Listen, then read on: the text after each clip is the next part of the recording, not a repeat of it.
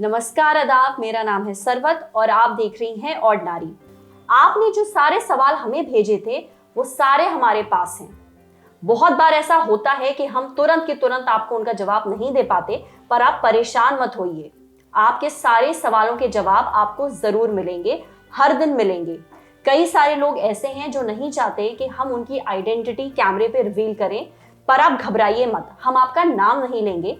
हम आपकी दिक्कतें अपनी वकील साहिबा से पूछेंगे और वो उसका जवाब आपको देंगी।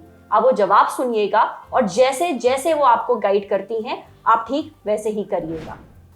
तो प्रज्ञा, आज का जो सवाल है वो हमसे पूछा है एक महिला ने जी। वो ये कहती हैं कि उनकी शादी 2017 में हुई थी जी। पिछले साल उनको एक बेटा हुआ जी। बेटा पैदा होने के बाद पति ने बेटा अपने पास रख लिया है और वो खुद अपने मायके में रह रही हैं। पति जो है वो उनको घर लेकर के नहीं आ रहे अपने जी। और बेटे को उनको नहीं दे रहे हैं, दोनों को मिलने नहीं दे रहे हैं। वो क्या करें? देखिए, चाइल्ड कस्टडी का मैटर है। ऐसा हो सकता है क्योंकि अभी बहुत ज़्यादा साल तो बीते नहीं है, 2017 से हम 2019 में हैं। हो सकता है उन्होंने शादी ही सिर्फ इस पर्पस के लिए की हो कि बच्चा हो जाएगा और वो छोड़ देंगे। शादी में इन्होंने खर्चा पानी किया होगा, सब कुछ किया होगा, शायद इनका सारा पर्पस खत्म हो चुका है। मुझे नहीं पता एग्जैक्टली कि हस्बैंड वाइफ में क्या डिफरेंसेस हैं, लेकिन उसके बावजूद इनका ये अधिकार है कि बच्चा इनका है, बच्चे से ये मिले और उसी मैट्रिमोनियल घर में रहें। इन्होंने बताया कि अपने घर पे रह रही हैं, मायके में रह रही हैं, बच्चे से मिलने नहीं दिया जाता है। क्या मैं ये जानना चाहूंगी कि क्या इन्होंने अभी तक कोई पुलिस कंप्लेन की है? तो एक बार प्लीज आप हमें बताइएगा कि अभी तक आपने पुलिस कंप्लेन की, क्या आप उनके पास गई थी और उन्होंने बच्चा देने से मना कर दिया? यदि है तो ये बहुत ही सीरियस क्राइम है। देखिए, पुलिस कंप्लेन तो इन्होंने नहीं की है और एक बात और बता दूं, बेटा पैदा हुआ था जी। तो बेटा रख लिया है और इनको अपने घर भेज दिया है। हो सकता है बिटिया हुई होती तो दोनों को रवानगी कर दी होती, लेकिन चूंकि बेटा है इसलिए उन्होंने ये रख लिया है। अब बात यहाँ पे ये है कि इनको बच्चे की होलसम परवरिश के लिए, उसको अच्छा कंड्यूसिव एनवायरनमेंट देने के लिए माता और पिता दोनों बेहद ही जरूरी होते हैं। और शुरुआत के 5 साल वैसे भी जो बायोलॉजिकल मदर है, कस्टडी बच्चे की माता जी को जाती है। उसके बाद सब्जेक्टिव फैक्टर्स हो जाते हैं कि क्या माँ अफोर्ड कर पा रही है या फादर ज्यादा अच्छा है। आगे जाके मैटर्स सेंसिटिव हो जाते हैं, डिपेंड करता है कि क्या दोनों रख सकते हैं कि नहीं रख सकते हैं। तो वहाँ पे मिसयूज इस तरीके से होता है कि अगर बेटा होता है तो आदमी रख लेता है, सेटलमेंट हो जाती है चीज़ों को, और यदि बेटी है तो वो मेंटेनेंस देने लगता है। इस तरीके की चीज़ें होती हैं।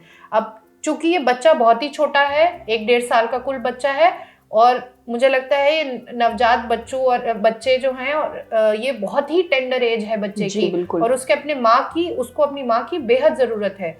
तो इनको इमीडिएटली एक कस्टडी का मैटर फाइल करना चाहिए, गार्डियनशिप एक्ट के अंडर आएगा वो, और वो तुरंत जाके सबसे पहले पुलिस में कंप्लेन कराएं।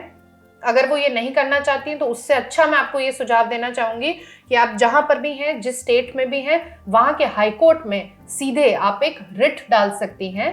अच्छा, रिट क्या होता है? रिट बेसिकली भारत के संविधान में 5 तरीके के रिट, यानी कि जो आपको मौलिक अधिकार मिले हुए हैं, जो आपके फंडामेंटल राइट्स हैं, यदि उन्हें कोई ले लेता है तो आपको नीचे के कोर्ट जाने की जरूरत नहीं है, आप डायरेक्टली हाई कोर्ट या सुप्रीम कोर्ट जा सकते हैं।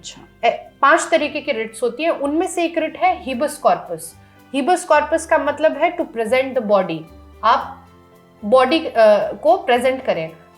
ऐसी सिचुएशन में मैं समझी नहीं, मतलब हिबस कॉर्पस की ये रिट फाइल करेंगी उस रेलेवेंट हाई कोर्ट में जहां जिस स्टेट की ये बाशिंदी है। आर्टिकल 226 के अंदर वो रिट जाएगी हिबस कॉर्पस की, जिसमें ये बोला जाएगा कि इमीडिएटली 100 एंड 100 समय में मेरे को मेरे बच्चे से मिलवाया जाए। अच्छा। मुझे कंप्लीटली उसकी बॉडी मेरे सामने वो प्रेजेंट किया जाए, ये चीज।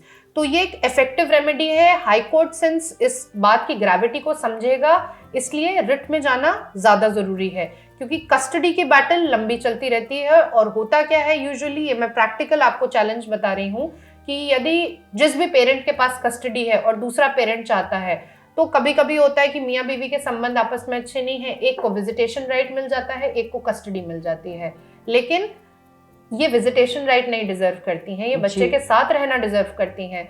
और बच्चे को उसकी दादी या नानी पाले ये ठीक नहीं है, उसके माता पिता के होते हैं उन्हीं को पालना चाहिए।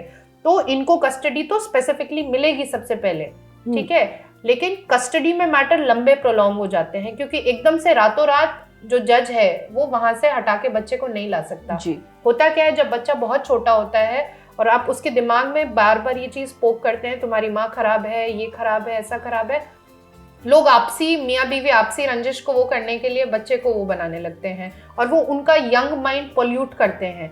जो कि क्योंकि मेरा एक पर्सनल मैटर था और उसमें 3 साल की बच्ची थी, मैटर कड़कड़डूमा कोर्ट में चल रहा था। मैंने अपनी क्लाइंट को ये बात बोला, 2 महीने से उनके बच्चे को उनका हस्बैंड ले गया था, लेकिन परेशानी ये हुई कि उन्होंने इस बात को कई बार जाके उनके घर पे बोला कि मुझे बच्चा चाहिए। उन्होंने कहा नहीं, बच्चे को तो हमने भेज दिया। जब हमारे पास कोई रास्ता नहीं था तो हमने चाइल्ड कस्टडी का मैटर डाला और जज साहब ने ये बोला कि अगली तारीख पे आप बच्चे को लेकर आइए। तो मैंने अपनी क्लाइंट से ये बात बोली कि तुम्हारा बच्चा तुम्हें पहचान तो लेगा ना? तो बोले आप कैसी बात कर रही है, कौन सी माँ को बच्चा नहीं पहचानेगा। कोर्ट में क्या हुआ कि जज ने बोला वो बच्चा अपनी फादर से चिपका हुआ था। जज साहब ने बोला कि आप मदर की गोद में दीजिए।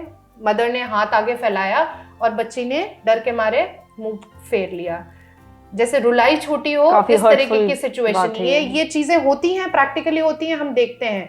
पर बच्चे का माइंड इतना पोल्यूट किया है, उसके सामने बोल रहे हैं माँ जो है मारती है, पीटती है, माँ बहुत खराब है, माँ बाथरूम में बंद कर देती है। मुझे नहीं लगता कोई माँ जो है 3 साल के बच्चे को, आई एम नॉट सेइंग कि ये एक जनरल रूल है, लेकिन ऐसा नहीं होता। तो इस हद तक लोग घटियापन पे उतारू हो जाते हैं कि आप अपनी रंजिश की वजह से आप बच्चे को विक्टिमाइज करते हैं और उसका चाइल्डहुड कहीं इतना टेंटेड हो जाता है, इतना खराब हो जाता है कि वो ताउम्र इस चीज के बोझ को कैरी करता है। इसलिए या तो बच्चे मत करिए, यदि आप बच्चे कर रहे हैं तो उसे एक अच्छा एनवायरनमेंट दीजिए। ऐसा हो सकता है कि हस्बैंड वाइफ में आपस में ना बने, टेम्परामेंटल डिफरेंसेस हैं, लेकिन आप बच्चे को वो मत बनाइए। माँ से बच्चा छीनना पाप है, बहुत ही तकलीफदायक है ये चीज। तो इसलिए मैं इनको कहूंगी कि आप इमीडिएटली रिट में जाएं, हाई कोर्ट में, जिस भी स्टेट में हैं आप, और वहां पर कोर्ट तुरंत तलब करेगी कि बच्चे को प्रस्तुत किया जाए और वो बहुत जल्दी इस मैटर को सुलझाएगी। तो रिट फाइल करने के लिए इनको फिर से वकील की जरूरत पड़ेगी? वकील बहुत जरूरी है, मतलब ठीक है। और अगर रिट फाइल करने के अलावा जो दूसरा ऑप्शन है वो ये है कि वो अपने सबसे नजदीकी पुलिस स्टेशन जा सकती हैं, वहां पे कंप्लेन कर सकती हैं, या वो डिस्ट्रिक्ट कोर्ट में जाके कस्टडी का मैटर डालें। बट सिंस इन्हें अपने बच्चे के बारे में कोई वेयर अबाउट्स नहीं, इन्हें कुछ नहीं पता, मेरे हिसाब से ज्यादा बेटर ऑप्शन होगा कि आप एक रिट डालें हिबिस कॉर्पस की। ठीक है, डिस्ट्रिक्ट कोर्ट की आपने जो बात की उसमें भी उनको वहां पे कस्टडी का मैटर आप डालें, उसके लिए भी आपको वकील चाहिए होगा।